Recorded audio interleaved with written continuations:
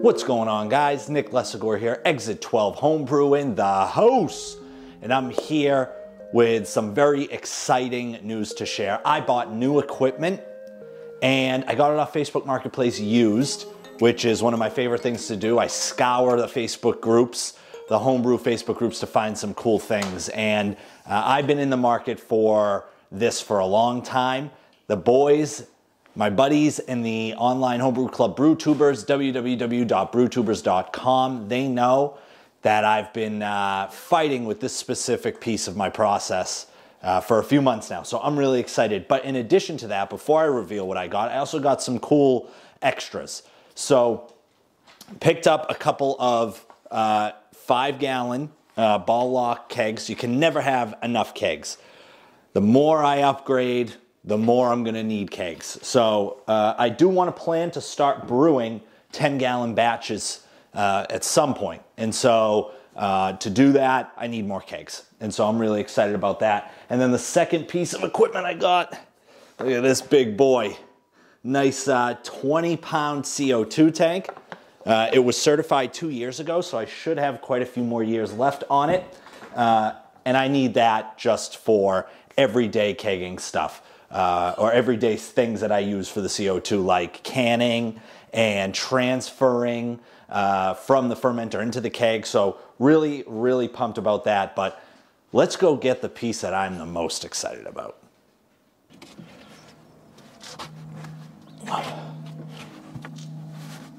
Oh.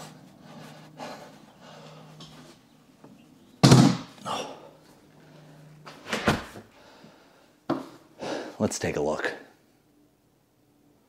Here it is, the SS Brewtech grain mill, complete with the SS Brewtech brew cube.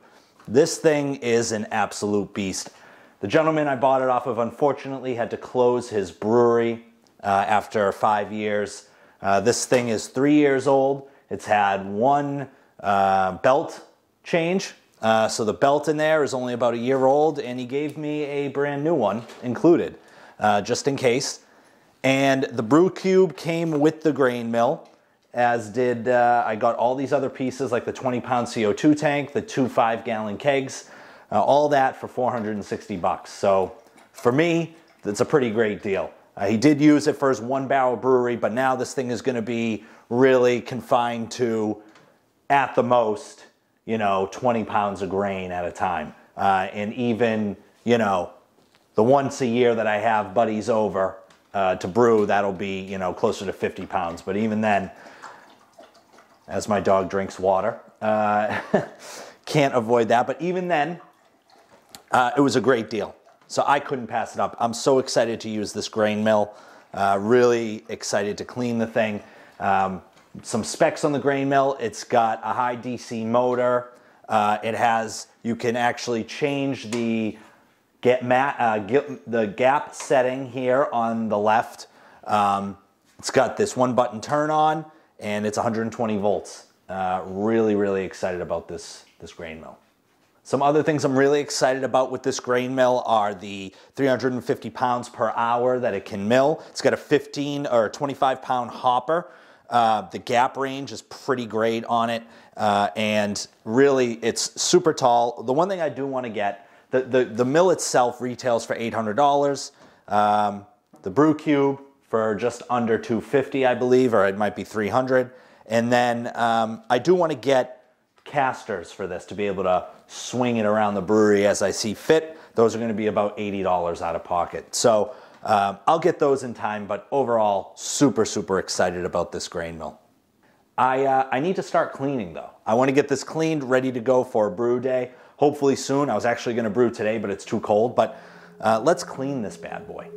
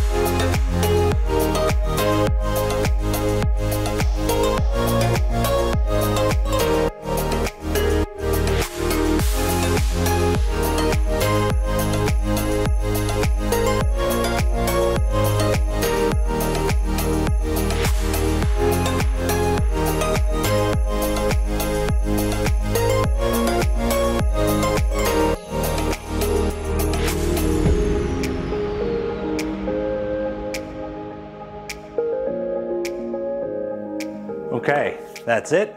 I'm all cleaned up. All in all, it took probably about an hour.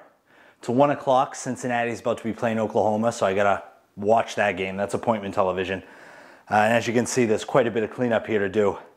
Grain particle, grain in general, specifically milled grain, is a lot like water. It is so difficult to get rid of. Which oddly enough, home brewing is, beer is 90% water or whatever, and grain is a vital component of home brewing and of beer. So the way I cleaned it, basically you saw the process. I used PBW, which was in a plastic bottle, to clean the outside, and then I ended up going with basic Star San to clean the inside of the hopper, and then like up above where the grain comes out. And then I finished it with some nice stainless steel polish. The duct tape was very, very difficult to get off.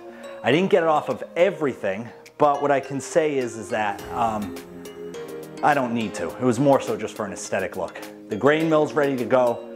I'm so excited to get going using this thing to get rid of my old grain mill. And there's more to come on that for sure. Thanks so much for watching. L'chaim.